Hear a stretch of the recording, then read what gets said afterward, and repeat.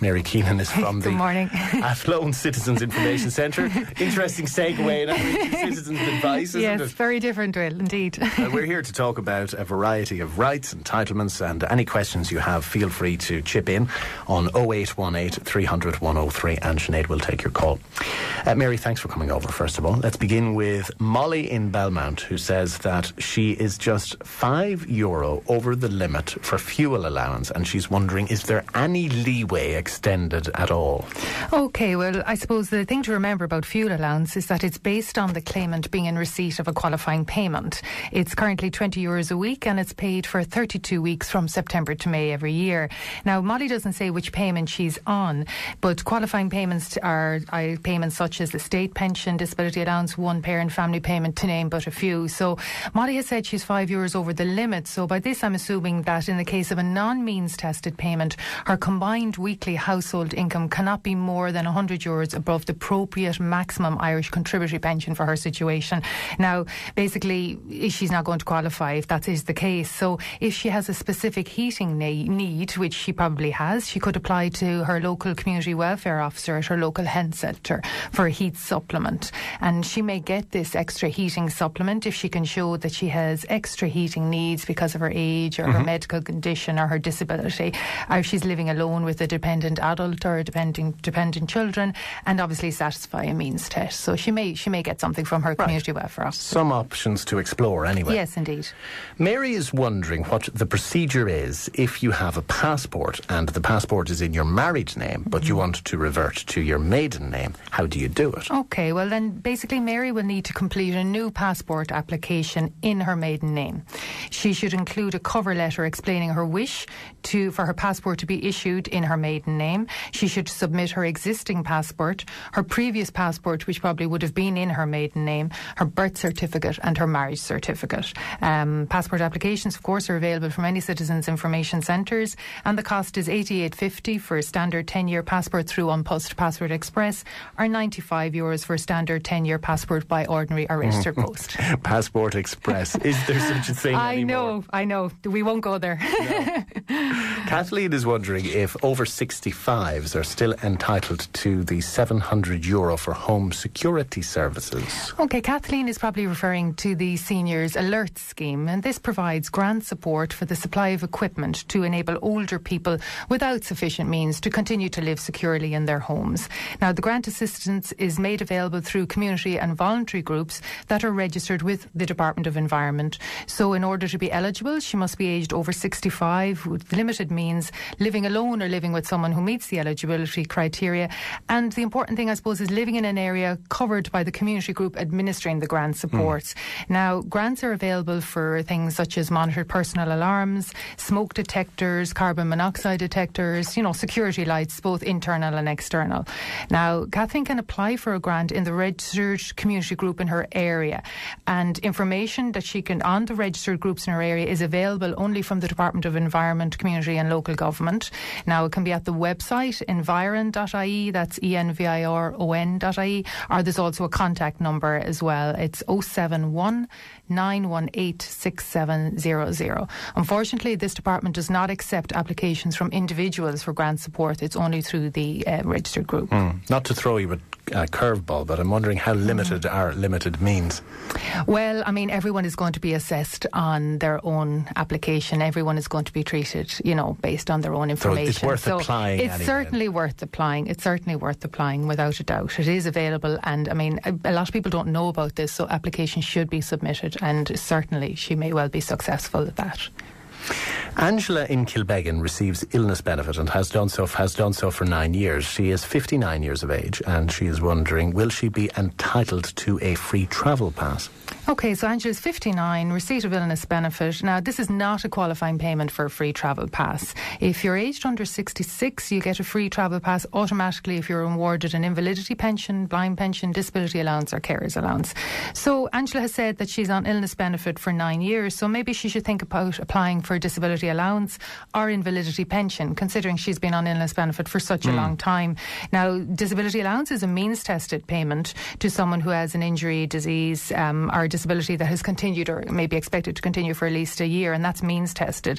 And invalidity pension is a weekly payment to people who cannot work because of a long-term illness, and it's covered by social insurance. Both these payments, of course, must be are medically certified, and you must a doctor from the Department of Social Protection will decide if you're medically unfit for work. So if she was successful in her application for disability allowance or invalidity pension, she would then qualify for a free travel pass. So okay, so you don't, by virtue of age... Not necessarily at that. On her particular situation, no, indeed, she wouldn't.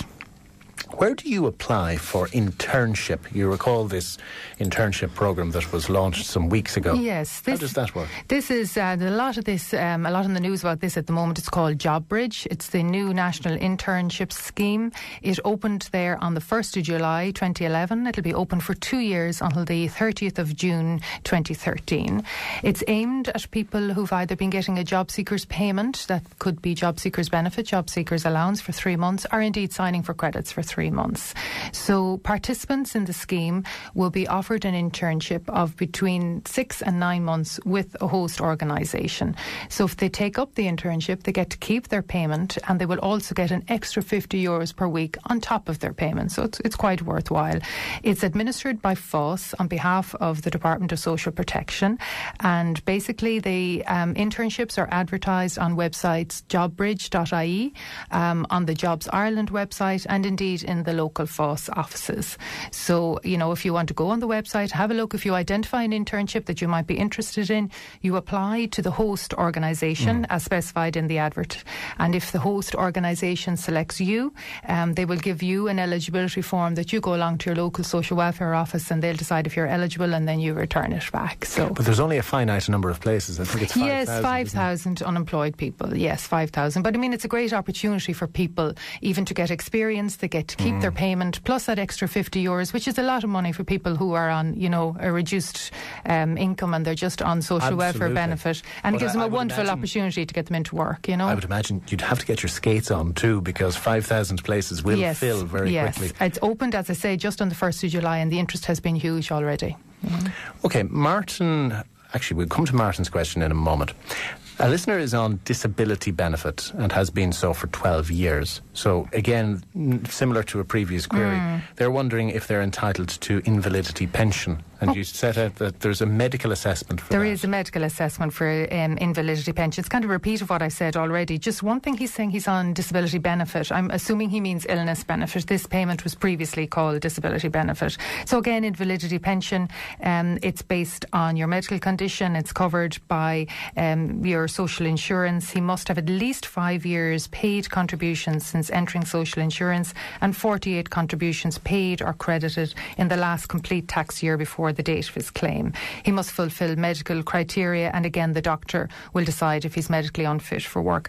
I suppose the main thing about invalidity pension, to qualify, the caller must have been incapable of work for at least 12 months and be likely to be incapable of work for at least another 12, which I'm sure if he's been on disability benefit for 12 years, as he says, or he must be permanently incapable of work.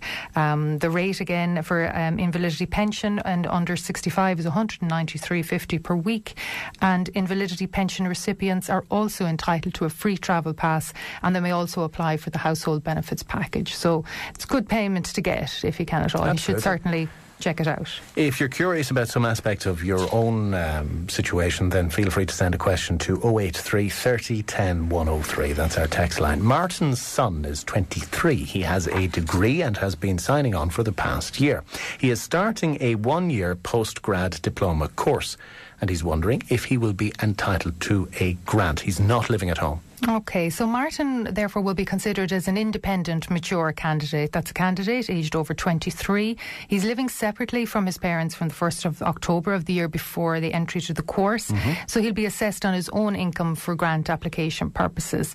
To qualify, he'll have to fulfil conditions such as nationality, residence and means. And I suppose the new thing to remember this year is that a new single student grant scheme has been announced for courses starting in autumn 2011. And this replaces replaces the 4 main support schemes for students, which was previously in operation. So the student grants are now divided into 2 classes. There's a maintenance grant and a fee grant. So a maintenance grant is a contribution towards a student's living costs, and it is available for approved post-grad courses, as Martin is looking for. And fee grants cover all or part of the student's tuition fees. So generally, if you qualify for a maintenance grant, you'll qualify for a free grant. Martin should apply to the local authority in the area where he lives, and application forms are available to download from website studentfinance.ie. The closing date is the 31st of August, but it would encourage Martin to get his application in as soon as possible, because often there are delays in issuing grant cheques, and I'm sure he'll be in need of it as soon as he starts college. Often is putting it mildly. Yes. Can you renew your medical card online?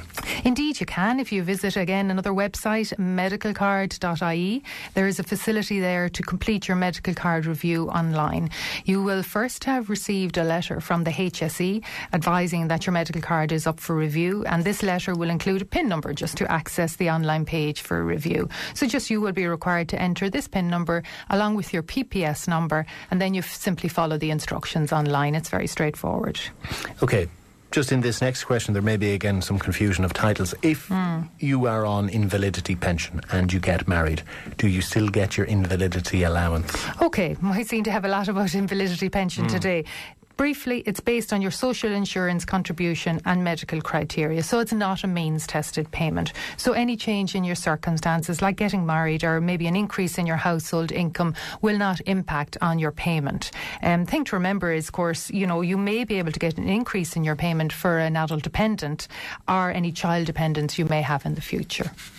Again, just distinguishing between benefits and allowances. If we turn to job seekers, the payment, the amount you receive, job seekers benefit, job seekers allowance, are they the same?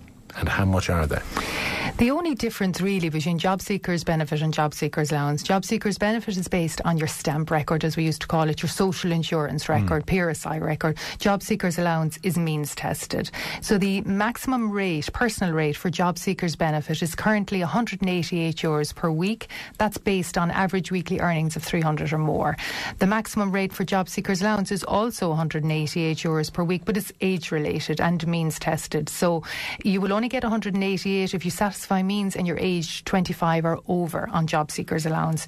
You will get €100 if you're aged between 18 to 21 and 144 if you're aged 22 to 24. That's for job seekers allowance. So that's it. Sometimes there's a lot of confusion about that, but benefit is basically getting your stamp back, your PRSI contribution back. Job seekers allowance is means tested. And again, the benefit is very specific requirements for your PRSI record, whereas job seekers allowance will look at all your means and work out your payment accordingly. Okay, we'll take one more in the time we have left, and it relates to rent allowance. Now, it's a nasty situation, or it's a sad situation. Mary has split up with her partner. She wants to separate from him. He won't move out of the house, and they have children. The house is in joint names. So she's asking, if she moves out, can she get rent allowance in wherever she decides to live after that? Okay, thing to remember about rent supplement, again, it's a means-tested payment, and there are limits on the amounts of rent supplement payable, and they're really determined by the geographical location of your residence and your family composition. They're the 2 main items. So Mary may be required to undergo a housing needs assessment with the local authority to establish her new entitlement to a rent supplement. Now, if Mary and her partner are currently in receipt of rent supplement, which I presume she is, and she moves out, she should discuss the situation with her local community welfare officer before she moves, just to get clarity on her situation. Now, if she's successful and she wishes to apply for rent supplement in her own name with her children, if she's moving out on her own, she would have to be assessed as having an accommodation need, satisfy income criteria, and cannot afford the cost of private rented accommodation from her own resources. So in either event, really, Mary should contact her community welfare officer at her local health centre, who'll be able to advise her about this. Sounds like an awful lot. Does it take long? No, it shouldn't be. It shouldn't. It's fairly straightforward, really. It's fairly straightforward, and I'm sure they'll look favourably on her situation. Mary, as always, great to have you in studio. Thank you very much for coming in to us. If you want to talk to Mary or any of the experts, you can find her at the Athlone Citizens Information Office. There's another in Mullingar, another in Tullamore, another in Portlaoise. They're all over the place.